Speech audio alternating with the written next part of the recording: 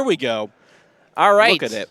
Wonderful stuff as we see here. It is Dromai versus Dromai. I've got Michael Feng versus Craig Krempels. Michael Feng, of course, a finalist last year at the U.S. Nationals. We have Craig Krempels of the casting squad as well, doing exceptional work in Pro Tour Lille. And again, when you are that good at the game, you can not only cast it, but baby, you can play it too. Yeah, and he did a fantastic job through this draft, and I am incredibly excited to see how his deck plays out. Now, even though we're getting a few little technical things, I do want to point out the equipment slots for both players. Michael Feng has a full suite of equipment, namely because he did get that legendary flame scale furnace. Also has the Silken Form, the Silent Stilettos, and of course the Helios Miter. And Craig over here has the Helios Miter, the Silken Form, and the Stilettos as well. Picked up those Stilettos in Pack 2. On a bit of a good hit wheel, and same thing with the Silken Form. Got that in Pack 3. All right, we're going to go ahead and start by pitching a red, creating an ash. That is the yellow Dunebreaker Cenopai 4. Yep. Go again. Worth noting, again, we're talking about just the discrepancies between the two decks. The heroes are the same. The decks are completely constructed differently here. That is the only Cenopai in the deck. There's no more Ember Maws. There's no more Dunebreakers. That's it. Yeah, and this is a wonderful attack. Being a yellow, that's a 4 with Go again. Always great to be able to push that. Red, of course, pushing 5. But here he pitches a red strategic planning, which does generate him an Ash. Ash generation is very important for things like that sand cover that he has in his hand, which does appear that is a blue sand cover. And if it is a blue sand cover, Ward 2 is okay. Ward 2 is okay. You might use it for resources as well. All right, so we're going to start off. We're going to block with the Burn Away again without having really any, I don't know if he's playing with any of the Phoenix Flames, but Burn Away would otherwise banish one out of the graveyard, give it +2, and go again. But in this case, the most important aspect of this, my friend, block 3. It's a red that blocks 3. You can play it so that you can turn the Dragon Go again 4, which is fantastic as well. And here, the using of the Helios Miter to be able to pitch away and prevent damage, but also generate Ash is fantastic because you're able to basically do two things at once. You're generating Ash to allow you to play these dragons down the line, but you're also preventing damage with Helios Miter. It's kind of that turn 0 play that you really want to do. Yeah, Dromai, I think, is one of the heroes that really makes the best use of Helios Miter. I agree. And, you know, it was a revelation to me in early on playing this, seeing players immediately burn their Miter on turn 0, whether with or without, you know, a good reason. Just to generate the Ash, and nobody uses it better than Dromai. And in this case, we're creating an Aether Ashwing off of the Skittering Sands, if I'm not mistaken. So that it's a blue. That's going to be a +1 off of that Ashwing. But the important part here is, yeah, no damage was converted. Nope. But Michael Feng comes out with an Arsenal and an Ashwing. That's right. He's started his game off with an Arsenal card and an Ashwing. Did threaten some damage. So, you know, in the off chance that Craig had a really, really good hand that he really wanted to hold on to, in this case, he was able to pull some cards out. And it didn't look like Craig really cared too much about those cards, and so it's just able to mulligan them away. And he does draw into a dragon. Of course, that double face card is representing a dragon. We're not quite sure which one, unless he chooses to play it. But either way, it's a red pitch card, and so it could be something like a Yindarai, could be a Kyloria, all of which are, you know, in this draft that he was able to put together. It could be even my spoiler card, which was Thamai, which has some interesting implications if he establishes that, keeping like an instant speed flame scale furnace at bay. Love it. As we see here, the trade-off. Going first, sure, you got an Arsenal, but you're losing a little bit of that tempo.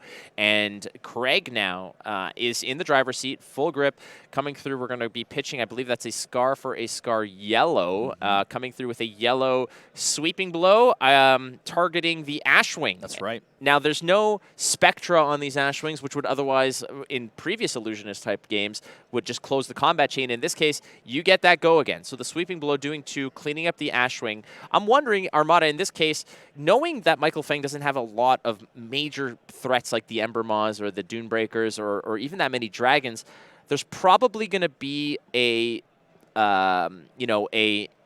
shift of strategy, maybe to sort of spam Ashwings Is Craig reading this correctly and attacking those ashwings, or is the damage better dealt perhaps just straight to face? Well, I think the general game plan when you're playing against a Dromai, especially if you are a Dromai, is to establish your own board state while also cleaning up the board state of the opponent. So in a Dromai mirror, you want the control of the board, because if you have control of the board, you can kind of snowball that by creating more ashwings or removing theirs back and forth, that sort of game plan. And so here we're seeing that sort of play out.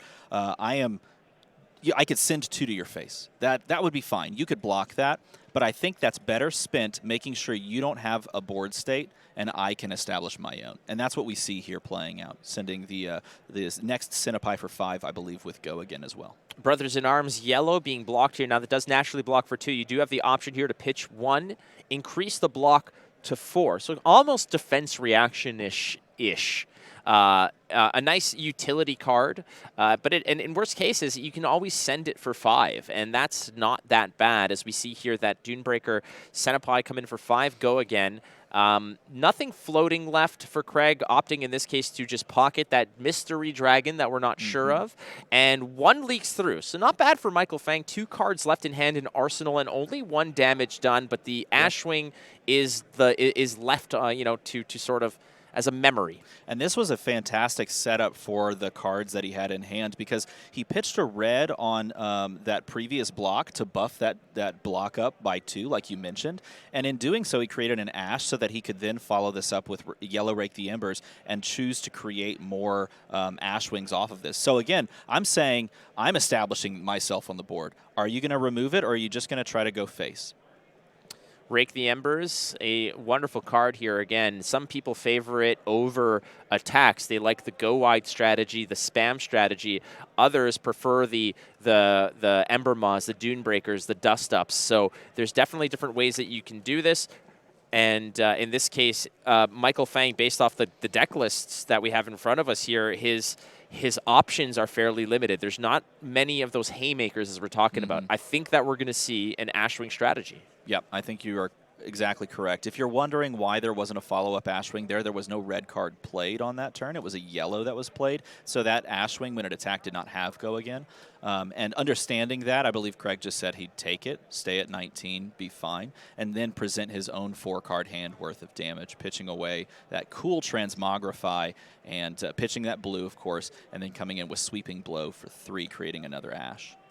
That is going to be blocked by a Critical Strike. I believe that's blue, if I'm not mistaken. There's a blue in the list there for Michael Feng. That's just a clean finish up. But hey, that's another one. I believe that's Billowing Mirage. It is. Billowing Mirage red here pushes damage that you can't stop via Phantasm. Both of these attacks that he started with generate Ash, and in this case, allow you to transform an Ash that you just generated into an Ashwing, so you establish your own board. And this is, again, an unpoppable attack. It is not Phantasm, so it is something that you have to respect or take damage to. Michael Feng opting for the latter in that case, taking the 3 damage.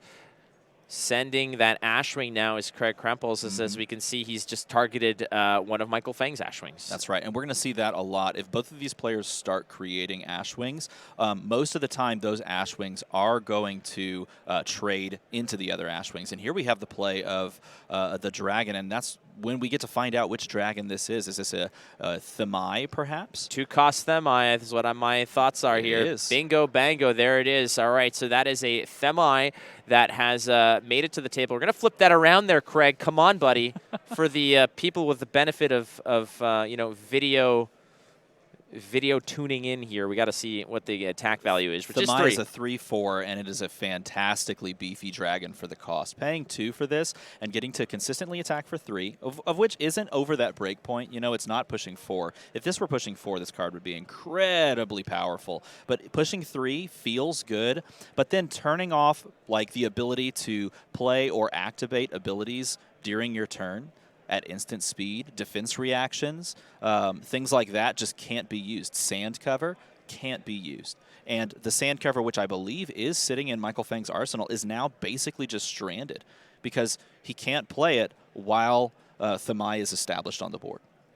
So it's going to have to be blocked here, and it's going to have to be dealt with. And the issue, as we've been mentioning throughout this entire broadcast, you and I, is that Michael Feng's got a very punchless deck. It's going to be a lot of small little nicks and cuts down the line, and something like Themi, which is not. This isn't an Icelander game where Themi can shut down a lot of that. It's that immediately demands a response. Michael can skirt around it until he finds the right opportunity to stop it, and.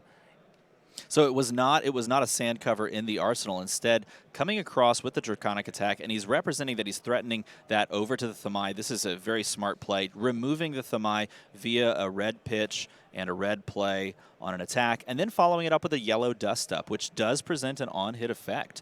So a very smart read to understand that if you block the Themi on the previous turn, you don't have the ability to make this exact play and get an arsenal.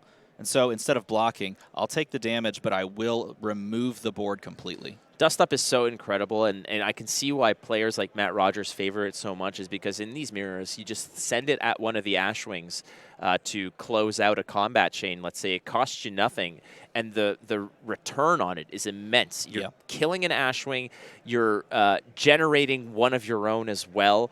It's perfect for what it needs to be, what it needs to do. You get a red one, you send it to face to close out. 4 awkward number. The on hit is very detrimental to your opponent. In this case, Michael Feng, with dare I say, the inferior deck, has the superior board position at this moment. Yeah, it's a huge swing on that single turn, and well executed by him to try and maintain that board state, of which I believe his deck is more inclined to do. He needs that board state over time. Whereas we see here, Craig just simply playing another Billowing, right? Billowing, I could just play that. It attacks for 3. You have to respect it, or you have to take the damage. It's such a slow game of attrition over here. I have a feeling that Michael Feng, off of perhaps one good Rake the Embers, yellow or red, could flip this around, clean up the ashwings, create a situation where there's so many, buzzing little SOBs flying around there. I was trying to find something a little more kind than that, but they are annoying. They absolutely are. And in this case, a lot of it is just making sure that you're doing the right housekeeping to keep those ashwings out of your kitchen. This is a huge, huge tempo swing as well, because not only did you establish something that forced a card block out of hand, and then you gave the opportunity to present a popper off of the ashwing, you're also now playing a Kyloria, which is essentially just saying, if you don't block this fully, I get to draw a card. And there is Go Again attached to this. I am holding a card floating a resource. I could follow this up. And there's the beautiful utility of that Furnace. It's a legendary card. Michael Feng got that pack 1, pick 1. You're taking that, and that's a dust up. Oh, and then we say, okay, so you blocked my Kyloria. You understand that the draw card here is incredibly, incredibly important to stop, but I also have another on-hit effect. It turns out I'm going to point this right at you. This is a red dust up for 4, and if you let this hit, I get the on-hit effect. Yeah, create an ash and flip it directly into an ashwing. Now, at the same time, Craig here has no floating ash. So should there be another dragon that he pulls up, he'll have to find a way to generate the ash. And in this case, he's opting to perhaps keep the ash. I think because it says may. You do not have to transform. So I think that in this case, Craig just favoring the ash for future considerations? This is the right play, because when you're looking at this, and you don't have the luxury of being able to instant speed pitch after playing a red and creating ash. When you're looking at this right now, you're a bit ash starved. So if you draw into another dragon, or if you draw into one of your red rakes, and you want to create a board state, you need the ash established already. So choosing, because it says up to 1, you can choose the option of 0 ash created into ashwings. So he chooses that option and keeps in ash on the board so that he can probably follow this up on his own turn. Michael Feng has done an exquisite job of cleaning up Craig's just constant pressure of dragons and ashwings and attacks as well. Yeah. Keep in mind, Craig still does have a lot of gas left, like you mentioned, those big Ember Maws. And then he's cleaning up the board state. Michael's doing what he needs to do. Both players are both trying to clean up that board state and maintain their own or establish their own. But look at the life totals. Michael Feng's sitting at 9 versus Craig's 19. And life totals in this game are a little deceiving, because you and there's that red rake we were talking about, because you're trying to establish a board. And there's all 3. Just immediately flip over to gain the 3. The board state is huge, but life totals are how you win the game. Yeah, and now those little cannibalistic bastards are going to start eating each other. Look at that. Just pointing and clicking, just point, click, delete, each one of those, and suddenly it's just completely flipped over. We mentioned this earlier. Remember I was saying, like, if somebody scores a red rake and cleans the board, that might be the turning point that is very, very difficult to overcome. If Michael Feng does not have something to counter this, his own Rake the Embers to clean this up. But I don't know if he's got, so we've seen a yellow Rake the Embers, if I'm not mistaken. There's a red in Michael Feng's deck, but he's only got 2. He's only drafted 2 Rake the Embers, and we've seen one played already. So if he doesn't find it quick, these ashwings can become pretty nasty. And also worth noting, Michael Feng's still holding on to two poppers. Yeah, well, and this is a very tough spot to be in as well for Michael, because he's looking at his hand. It looks like he has 2 dust-ups, right? And both dust-ups, neither of them have go again, of course, so you can't go like something like dust-up into dust-up to remove the ashwings. But at this point, you're actually thinking from this perspective, okay, do I need to actually just send these attacks directly at the ashwings, forego any possibility of pushing damage on my opponent who's sitting at 10 life above me, and just give up like the sweeping blow for the damage, and then dust up for the damage, and dust up for another damage on the next turn? This is a smart play, choosing to Silken Form, which is absolutely insane. As we've seen over and over again, these ashwings being traded back and forth, being formed into the earth, and then being popped immediately by the others, back and forth from corporeal form to just the ether, disparate, off into the nothingness. And this is exactly what he has to do. He has to find a way to create his own and send it at the different ashwings. Yeah, definitely. And again, sometimes when you play the Silken Form, typically you're hitting the Quell and then popping it at the end of the Quell session to get full value off of it. But in this case, Michael Feng doesn't have the luxury necessarily of too much runway to be able to pick and choose how to optimize the value off of it. In this case, the value comes off of creating an ashwing and killing the opponent's ashwing armada here. So 2 float, we got an ashwing on the board. Are we going to clean up one of the others? It looks like we're just drawing up here. I think it's still on. Yeah, it's still on Michael Feng. And like you mentioned, dust-ups do not have go-agains. And without a red card with go-again to open up the turn, it's going to be a little cumbersome for Michael Feng to properly execute a game plan of cleaning out the ashwings. He might only be able to clean out 1 here. So he's going to pitch this yellow dust up because he is wanting to follow up with the sweeping blow. And this is what I was talking about. He was really weighing the option of sending these types of cards just at his opponent's face and trying to level the life totals. But instead, he has to respect a board state of 3 ashwings. You have to. You have to consider these as constant threats. And so you have to give up cards from your hand just to remove them. Because if you don't, you'll fall too far behind in this matchup. At this state right now, I see a trade-in in hand. That's a Necria, if I'm not mistaken. And frankly, I mean, if you do not have the tall attacks that Craig has here, you have to really dig deep into your bag of tricks to clean up the board and make this close. He said the life totals are, night and day. There's a 10-point discrepancy over here. But frankly, Michael Feng has had some pretty snazzy plays when it comes to really trying to equalize the board or get back to 0, to really ground, get back down to square one and let's start over, Oh, and this is a very powerful play because you clean up the board state that Michael's trying to establish as Craig, and Craig's going to follow up the sweeping blow that he did to remove the ashwing with a Skittering Sands, which means that this is pushing a breakpoint of 4. And then thus you're basically asking, okay, do you have a popper? Because this is actually value on your popper. And if you don't, I can continue this turn because I am floating 2. So Michael Feng taking 1 here, donating the Lava Burst, which is a very strong card, frankly. And we mentioned this earlier with the amount of, Dromice fighting for cards. Even though there was only 2 Phis, those Draconic cards became pretty attractive to the Dromai players nonetheless. And Michael Feng here just going to donate that Lava Burst. Again, Lava Burst with the Rupture effect does some pretty nasty stuff for 0 cost. But there's another one. Ember Maw, Centipie, blue, 6 attack. Yeah.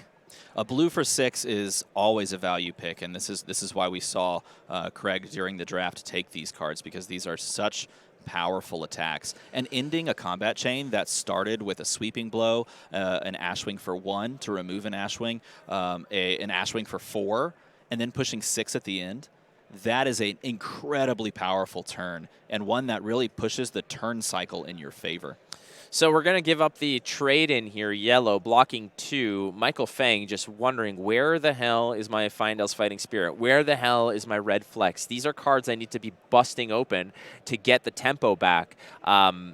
And he's going to be drawing into them. I think there's a Feindel's Fighting Spirit in his hand right now, but he's opting. No, sorry, that's a critical strike. That's my bad. Yeah, and he's pitching that critical strike so that he can create a Necria, which is a huge attack. Has the attack of 4. It's got a 7 health body that every time it is dealing or is dealt damage, you get the -1 counter and you create an Ash token. Now, this is fantastic in a long game scenario, but right now Michael's sitting at 3.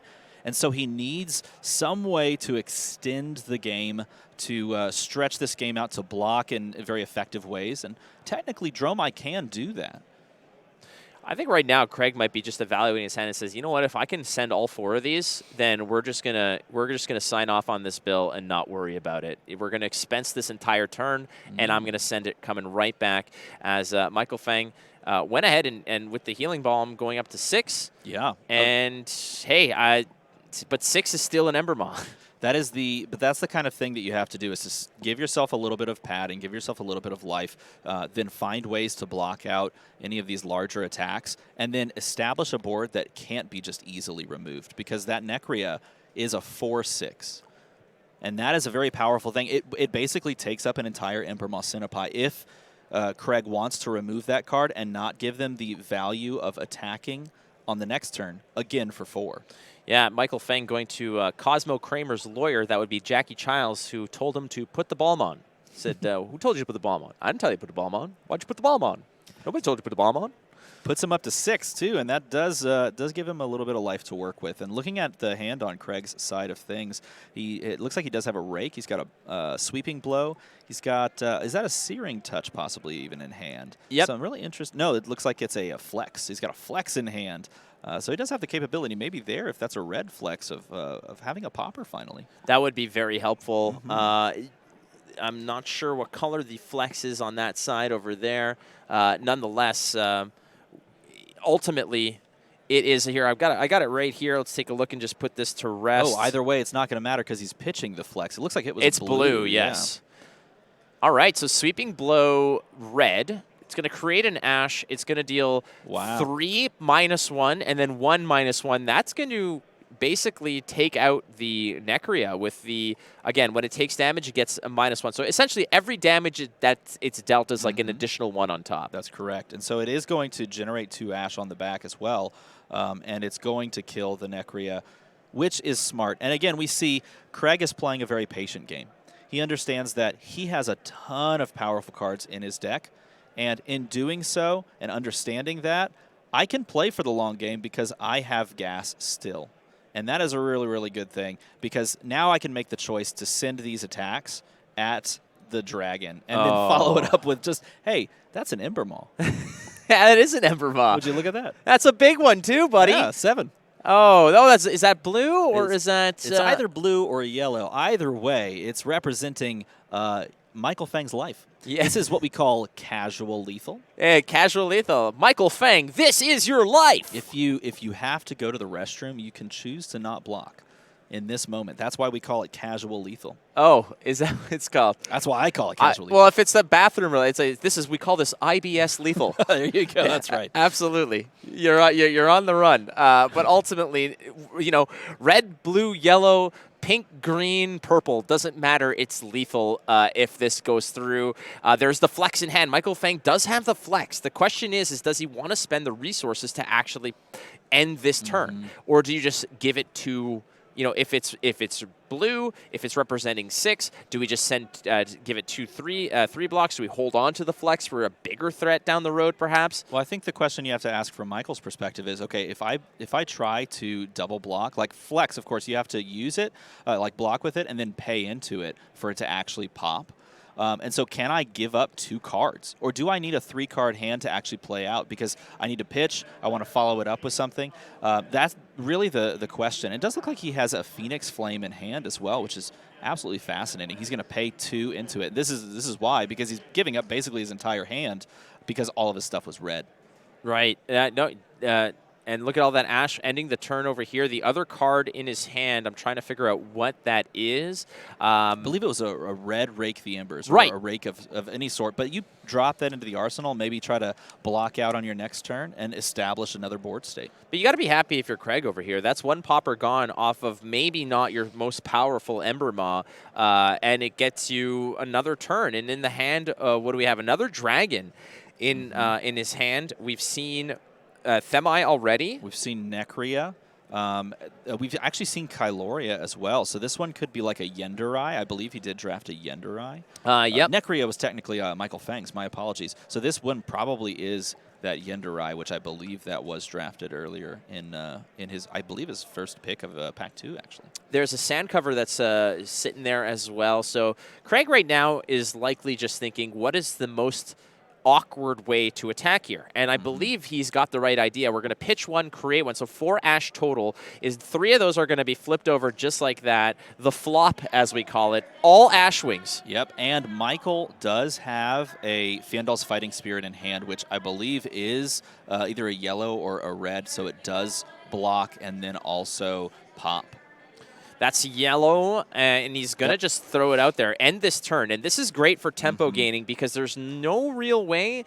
The stilettos might be able to get you back in the game here, but is it worth pitching to get that back now? You will be able to swing back with all your ashwings if necessary, but at this juncture, Michael Feng might be taking this opportunity to stop Craig's turn and just start the counterattack. And because it was a Fandal's Fighting Spirit, he is going to gain 1 life on it because he had less life. So he has done nothing lately but climb in life total and now establish his own board of 3 dragons, which he can then use to absolutely take control of this board state. And this is what Michael needs to do to continue to claw his way into this game. He has the Ash advantage.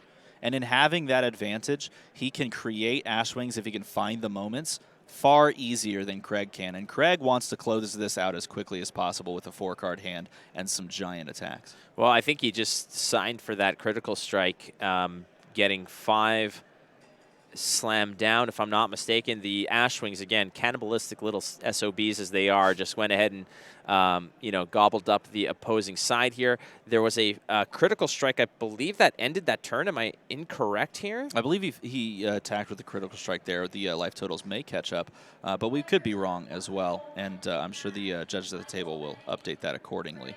And here he is playing down the Yendurai. Yeah, Yendurai is going to come on with an endurance counter. And there is the update there. So we were correct. It did critical strike across the board. Hey, man, look how we're dressed. We're here. How can we be wrong? We're professionals. That's absolutely. I have a clipboard. I can't be wrong. I have a clipboard. All right, so there's the endurance counter on the Yendurai, but I have a feeling that with Ashwings on the board like this, Steven, I mean, that Yendurai can get just chewed up in a heartbeat.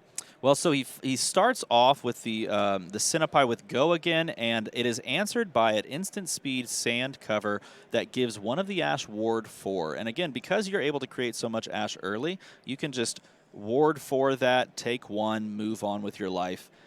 But now you're back to 3, and Craig here sitting at 14. It's definitely a precarious spot because you also have to keep in mind that as they keep playing, the amount of cards left in deck is really starting to dwindle for both players, and really particularly for Craig. Very good point. Not to mention, worth noting, Michael Feng has gained 4 life this game. He is already, he's in his overdraft protection right now with the Healing Balm and the Findell's Fighting Spirit, but there's a nice dragon to come back at. Wow, when you have this many Ash, establishing Uvia on the board is huge because Uvia is going to allow you to just over turns, transform all of these Ash one at a time into Ashwings and threaten so much damage. And look, he's not threatening the life total. He's literally threatening and just removing the Yendurai. Remove the endurance counter, send the rest at Yenderai and just get that off the board because this board belongs to me. Yeah, well, eventually you're going to hit a turning point where Craig, you could see him kind of scratching his head, shaking his head as well. And look at that. Is that a burn them all? It is, and he pitched this early in the game because he wanted to set up this scenario. I have the board state. I have control of the damage capacity, and you are going to have to start trying to find ways to stop arcane damage. Otherwise, you're just going to be out of luck. I got to say, Michael Feng has really, really impressed me this game. Right from just you say that, the game's not played on paper, right? The deck lists mean jack. It's about who's playing it, right? And in this case, yeah, Michael Feng's a great player, but so is Craig Krempels. Yep. And in this case, Michael Feng has really just shown that you're never out of it. Now, the game's not over, obviously.